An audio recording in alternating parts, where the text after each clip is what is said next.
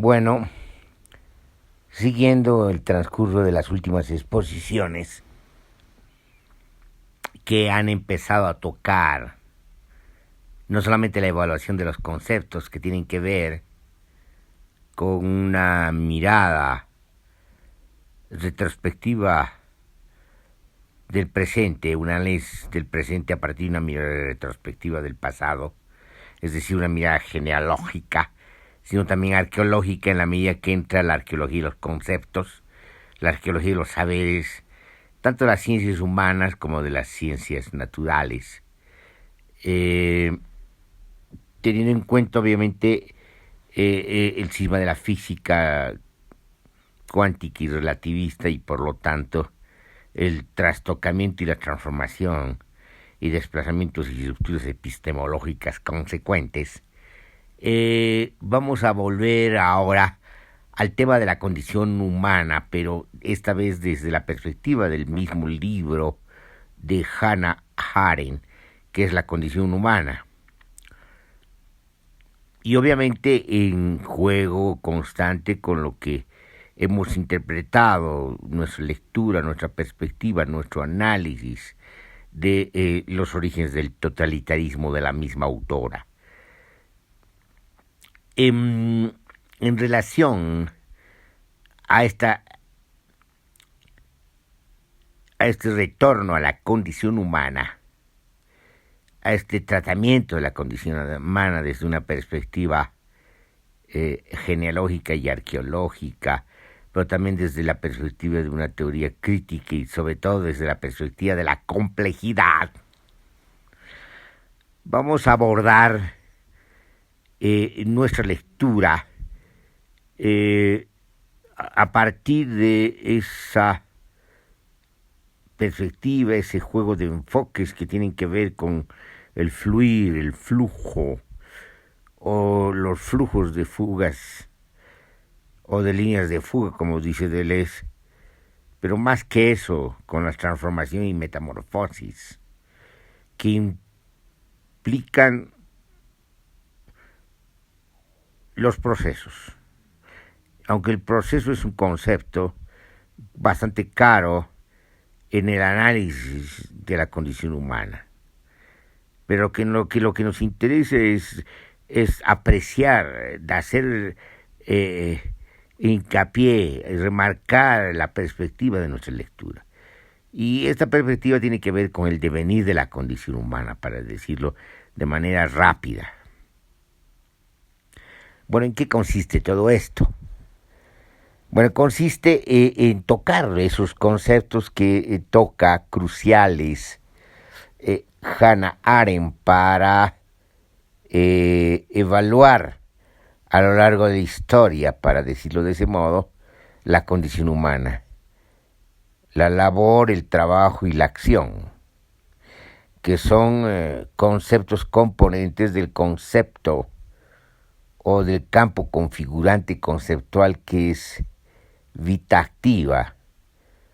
que se diferencia de vita contemplativa. Pero ya la acción, el último concepto que hemos señalado, está relacionada con la vita contemplativa. Y eso lo vamos a decir y exponer en el curso de nuestro análisis. Bueno, podemos decir que la condición humana está ligada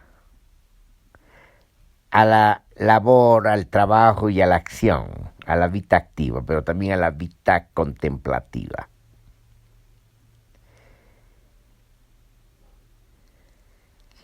La labor, el laborar, el homo laborante,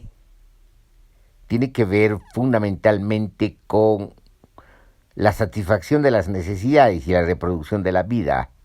como de alguna manera ya lo hemos dicho en la evaluación de los conceptos filosóficos y políticos. Es decir, tiene que ver con los ciclos de vida. La labor el laburar está íntimamente implicada con esa actividad humana que hace de metabolismo de la vida misma, donde la vida del humano está íntimamente ligada a la vida misma, a la vida del planeta, a los ciclos vitales de la vida del planeta. Y en ese sentido, la labor, es decir, aquello que da lugar al producto, a productos que son consumidos, a productos de consumo. Si ustedes quieren, como dije varias veces Hannah Arendt, a los objetos de consumo. Es decir, estos productos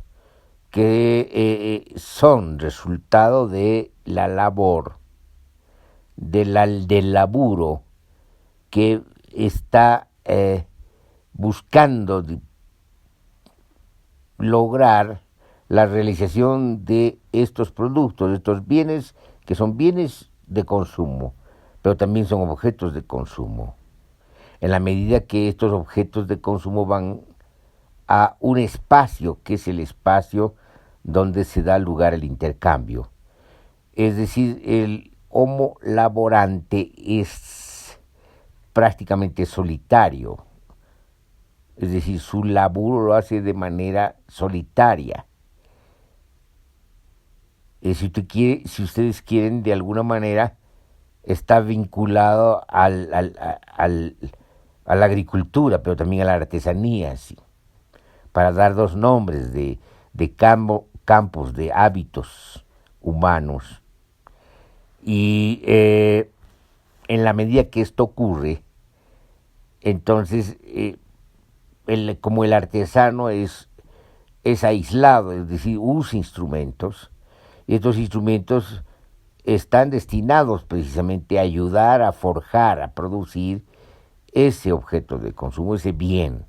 pero que se consume rápidamente, que no dura, que no tiene durabilidad. Y por lo tanto, digamos, el consumo agota rápidamente el producto de la labor. Y la labor es prácticamente no durable, es decir, tiene, digamos, el ciclo del laburo, el ciclo de la reproducción, clausurada en el consumo mismo de lo que se produce. Entonces estamos pues en una lógica donde hay que remarcar fundamentalmente el aislamiento del artesano o del laburante y un producto que de manera inmediata se consume, que tiene que satisfacer necesidades de la reproducción de la vida. Entonces, esa clarificación es muy importante porque va a establecer la autora que hemos mencionado un ámbito que tiene que ver precisamente con el ámbito del laburo, de lo laborante, es decir, este ámbito de la labor, donde se realiza la labor humana y que se llama esta realización de la labor humana, establece pues la condición o una de las condiciones, uno de los componentes de la condición humana que tiene que ver con este ciclo de la reproducción de la vida. Y esas serían sus características. Lo que remarca Hannah Arendt, que en la antigüedad, sobre todo tiene como referente a Grecia y dentro de Grecia la singularidad de Atenas, de la polis ateniense, lo que va a remarcar fundamentalmente es de que los griegos están lejos de elevar a un rango de categoría jerárquica la labor, el laburo, y por lo tanto el homo laburante. De alguna manera el homo laburante para la sociedad griega y la sociedad ateniense tiene que ver con los esclavos y la familia, donde se reproduce esta actividad y donde esta actividad reproduce la reproducción de la vida, la satisfacción de las necesidades y el consumo. Entonces, aquí no hay una jerarquía, una valorización, sino que hay la necesidad de resolver estos problemas y se los resuelve a través de la familia, es decir, se delega a la familia, al ámbito familiar, la reproducción de la vida, pero también se le da la tarea al esclavo para que cumpla estas tareas, para que libere al ciudadano, en este caso al que se va a dedicar a la política, que lo libere de, digamos, de estas tareas. Entonces, sin embargo, a diferencia de la antigüedad, la modernidad va a exaltar, va a jerarquizar el laburo, va a convertir al laburo, va a liberar al laburo, al homo laborante. Y el homo laborante se va a convertir precisamente en el referente principal de la sociedad moderna, y por lo tanto son los laborantes los que van a acceder, para decirlo en términos pedestres, al poder. Y por lo tanto la sociedad moderna, más bien a diferencia de la sociedad antigua, de manera simétrica y opuesta, lo que va a hacer es precisamente valorar el laburo, al homo laborante,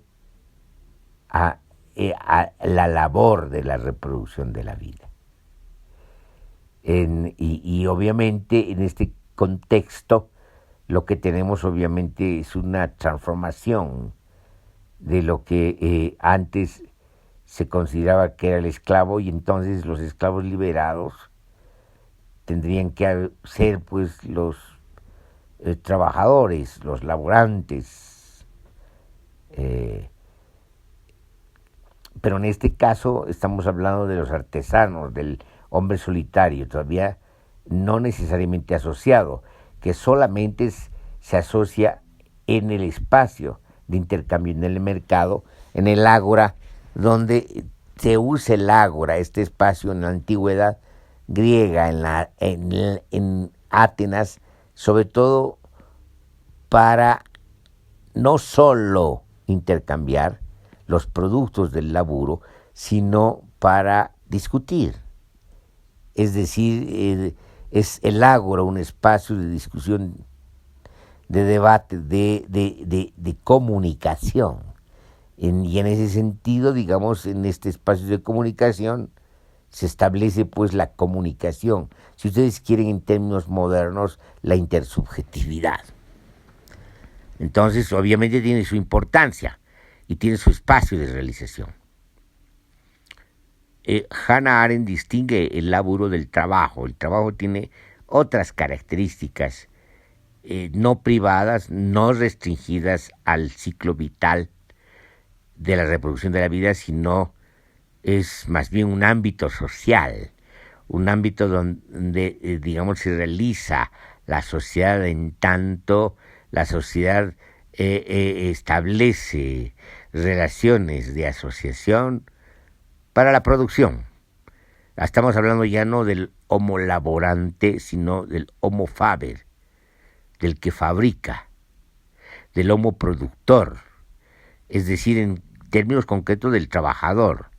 Y estamos hablando del trabajador que se asocia, que es el trabajador asociado, que responde a relaciones sociales, que responde a una división, si ustedes quieren, del trabajo, pero también a una asociación. Estamos hablando ya no del artesano, sino del trabajador asociado. Y este trabajador asociado lo que hace es producir de acuerdo a una planificación, de acuerdo a finalidades, adecuación de medios afines, y lo que va a producir son instrumentos más que bienes de satisfacción de necesidades para la reproducción de la vida, sino instrumentos que van a ayudar a mejorar las actividades del homo laburante, es decir, del homo que se dedica a la reproducción de la vida. Es decir, va a crear cosas, no solamente objetos, sino cosas, instrumentos, si ustedes quieren, técnicas que están destinadas a ser medios para precisamente liberar al homo faber y al homo laborante de las tareas específicas vinculadas a la reproducción de la vida, pero adquieren una connotación social por las características mismas de la asociación del trabajo, pero además porque estamos hablando de un mundo de cosas, de una mundanidad. La mundanidad se da precisamente a partir de este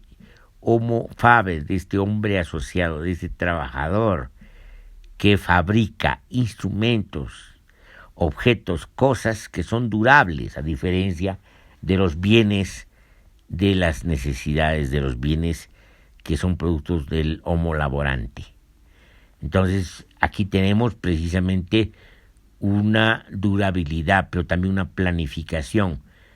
Y aquí, digamos, interviene la idea, según Hannah Arendt, precisamente porque hay planificación, y a partir de la idea se buscan medios que van a servir de instrumentos para llegar a determinadas finalidades que son precisamente las que están dadas en la producción. Es decir, aquí se produce,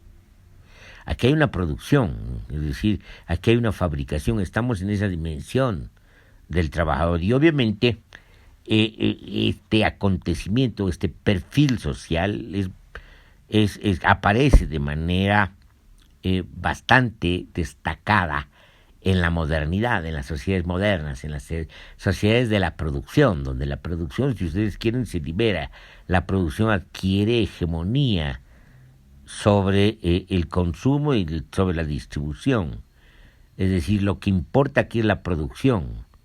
y lo que importa aquí es el proceso de producción. Y lo que importa en el proceso de producción es también, si ustedes quieren, la asociación, el ámbito de relaciones y el perfil asociado del trabajo. Y en ese sentido, digamos, estamos ante un mundo de cosas, un mundo cosificado, un mundo de la cosificación, un mundo donde, digamos, tenemos la durabilidad de los instrumentos. En otras palabras, estamos hablando en sentido más pleno de la palabra de una civilización, en la medida que la civilización puede definirse en términos de su instrumentalidad, de sus técnicas, obviamente también de sus prácticas, pero estamos hablando de un ámbito, digamos, que es también la otra condición, la otro componente de la condición humana, la otra condición humana, el otro componente de la condición humana. Entonces el homo faber y el homo laborante son complementarios. Pero aquí, digamos, el homo faber adquiere una etapa donde, digamos, ya se inserta en un espacio de asociación. Es decir, se inserta en un espacio, si ustedes quieren, de comunicación social, donde se establecen relaciones sociales para la producción, para la fabricación planificada, para la fabricación donde, digamos, hay metodologías técnicas, procedimientos, adecuación de medios afines. Y por lo tanto, aquí hay una, digamos, complementariedad entre el homo laborante y el homo faber. Es decir, pero la diferencia aquí radica en que estamos hablando ya de un espacio, no que el homo solitario, el homo laborante solitario llega al espacio, hay el intercambio de sus productos, sino que aquí, digamos, ya se da de manera inmediata la asociación y la comunicación, la organización del trabajo y por lo tanto, digamos, la producción de instrumentalidad, de cosas que son durables porque, digamos, facilitan al homo facilitan, digamos, la reproducción de la vida, pero también le facilitan y le amplían sus propios horizontes, si ustedes quieren. Y entonces aquí el trabajo, digamos, adquiere otra connotación. El trabajo no es lo mismo que el laburo. El homo faber no es lo mismo que el homo laborante. Digamos, son distintos, pero también son complementarios. Digamos, ambos suponen distintos espacios. Uno supone un espacio, si ustedes quieren, privado, y el otro supone un espacio social, como hemos dicho en la anterior exposición. Entonces, en ese sentido, digamos, tenemos estos ámbitos de la composición social. Lo interesante es el espacio o la condición o el componente de la condición humana que tiene que ver con la acción, que es el otro componente de la vida activa, pero es el más importante para Hannah Arendt y era muy importante para los griegos, para la polis griega, porque, digamos, la acción es la realización misma de lo que podemos llamar el ser humano, en tanto que la acción realiza al ser humano. La acción no es la práctica la fabricación, ni tampoco es el laburo. La acción, digamos, trasciende estos ámbitos, el del laburo y del trabajo. La acción es la acción en el sentido de la impresión, la incidencia del ser humano en tanto y en cuanto no solamente se expone, sino se realiza, se exterioriza, es decir, realiza plenamente su condición humana. Y entonces, ¿qué quiere decir eso? Se hace humano, porque además la acción está íntimamente vinculada con el discurso, es decir, la acción convierte el actuar humano en extraordinario y por lo tanto en susceptible de memorización. Y lo que va a lograr la memorización o la celebración, la ceremonialidad, y por lo tanto va más allá de la durabilidad, es el discurso, es decir, la narrativa. Es decir, la acción está íntimamente ligada al discurso, porque en el discurso, digamos, la acción adquiere su significación, su sentido. Y la acción ya es, pues, si ustedes quieren, una acción con sentido, en la medida que la acción adquiere un papel importante el protagonista, el héroe.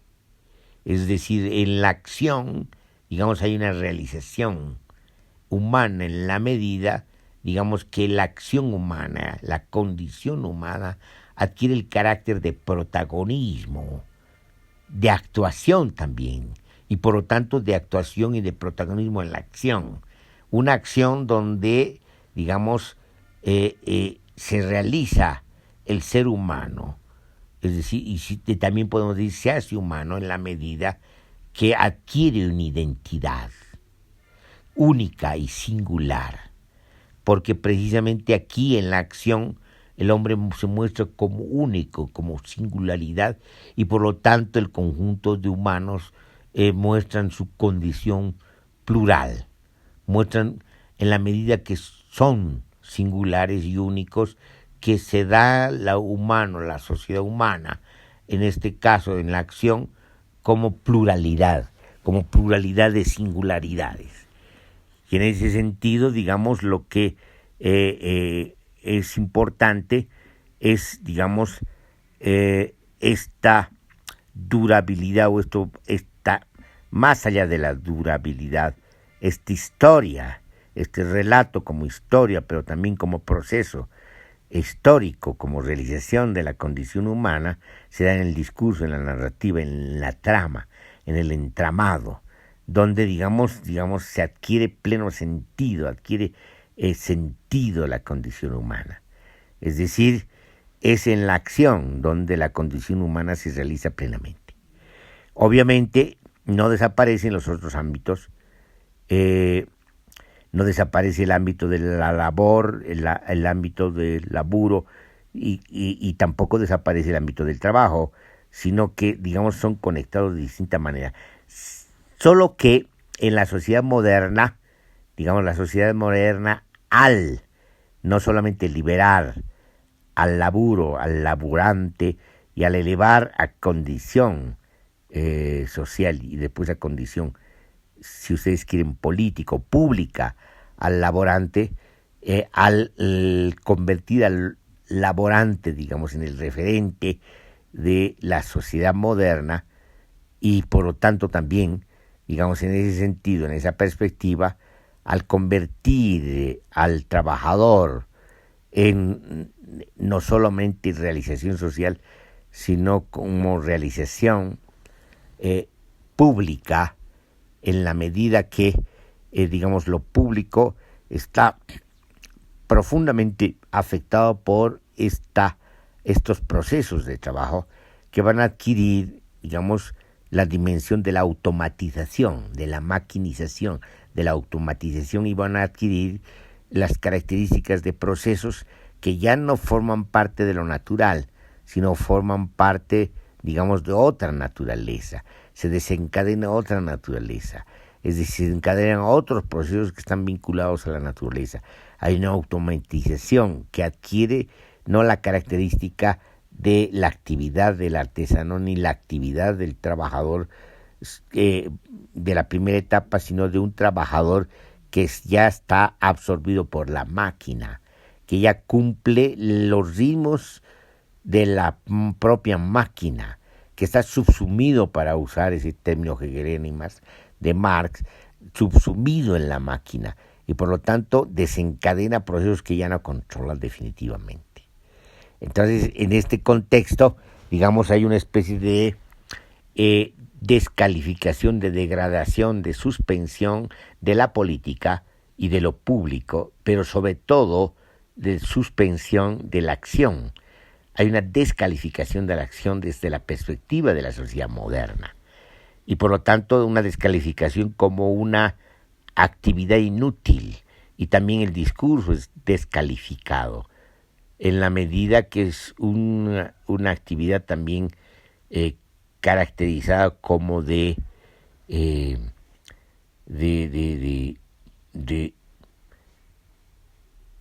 arte, como una actividad de distracción, y por lo tanto no tendrían el valor de la valorización moderna que tiene el trabajo y la labor. Entonces, esta descalificación de la acción lo que hace precisamente es suspender lo público y la política, y por lo tanto, digamos, degradar la acción a tal punto que la acción prácticamente desaparece o es subsumida o es puesta en las sombras, de la misma manera que el discurso es descalificado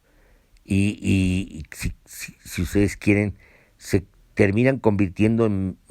meros medios para lograr determinados fines. Y en ese sentido habría una deshumanización, y esta deshumanización estaría dando lugar al perfil del hombre moderno, y el perfil del hombre moderno sería un perfil del laborante liberado, realizado, pero también del trabajador realizado, solo que en este caso el trabajador realizado estaría preso y atrapado, digamos, en los procesos de automatización y maquinización, y el laborante estaría preso, digamos, y atrapado en la reproducción constante o ampliación también, si ustedes quieren, de sus propias necesidades. Es decir, habría desaparecido el sentido, en la construcción del sentido, la creación del sentido, la preocupación por el sentido, la preocupación por lo extraordinario y la durabilidad del hombre de acción, del humano de acción. Y en ese sentido del humano, no solamente de acción, sino el humano, si ustedes quieren, interpretador, el humano narrador, el humano creador, en el pleno sentido de la palabra, es decir, creador de no solamente de valores, no solamente de sentidos, no solamente de conceptos, sino de estética, es decir, de esa estética que le da un alcance a la sensibilidad, donde la sensibilidad logra no solamente el placer, sino logra la realización abierta y creativa de la condición humana. Entonces, en ese sentido, ¿en qué estamos? Estamos precisamente en una crítica de la modernidad, ya desde la perspectiva de Hannah Arendt, una crítica a esta desaparición de la acción, de este aspecto de la vida activa, esta condición importantísima de la condición humana, este momento de la condición humana, este componente importantísimo de la condición humana, que es la acción que está asociada al discurso, y por lo tanto, digamos, esta crítica de la modernidad, donde, digamos, se enaltece el trabajo y se enaltece el laburo y se descalifica la acción y el discurso, termina precisamente degradando la condición humana a una condición donde, digamos, lo que prepondera prácticamente es el absurdo de la automatización por la automatización, la producción por la producción, y la única tarea de la satisfacción de las necesidades a través de un consumo compulsivo. Entonces, fíjense, estamos pues ante una crítica sumamente sugerente, en la medida que precisamente recalca lo que habría desaparecido en la sociedad moderna, que es precisamente esta dimensión tan importante de la política, de lo público y de la acción, que tiene que ver precisamente con la realización de la condición humana en su condición plural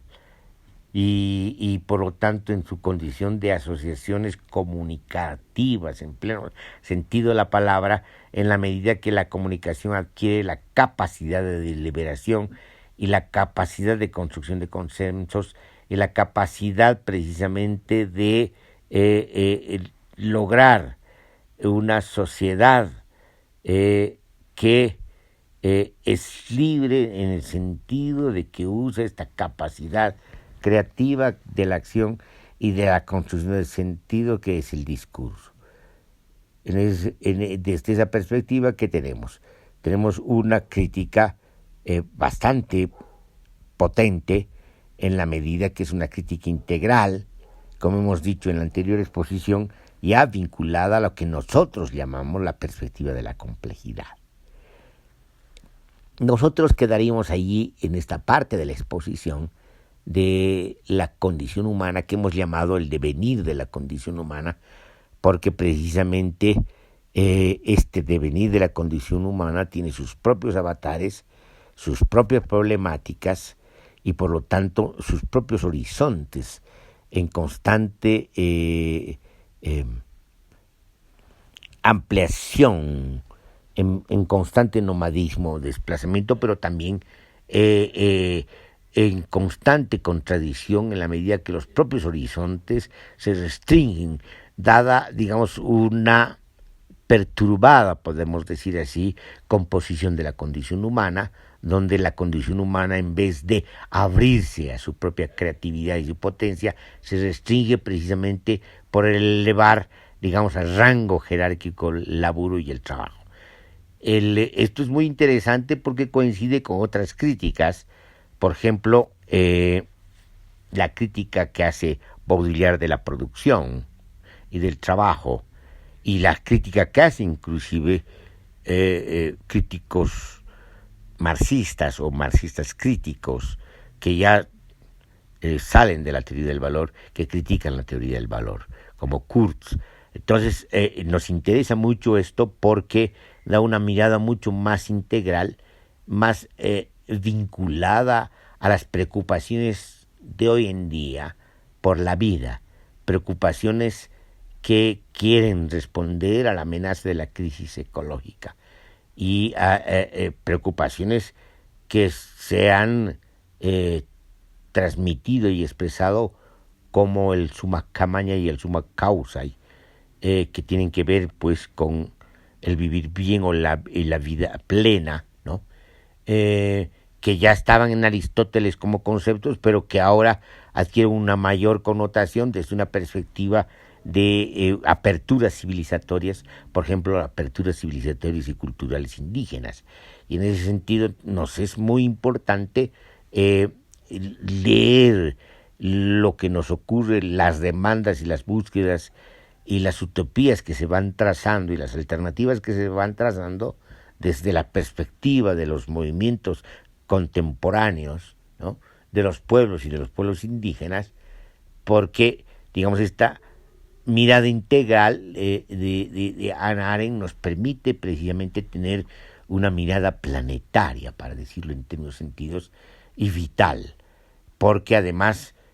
tiene una mirada que atraviesa la historia de la modernidad, pero no solamente la historia de la modernidad, sino la historia de la humanidad. Entonces dejaríamos aquí esta exposición y nos abriríamos a otras exposiciones que van a continuar la reflexión sobre el devenir de la condición humana.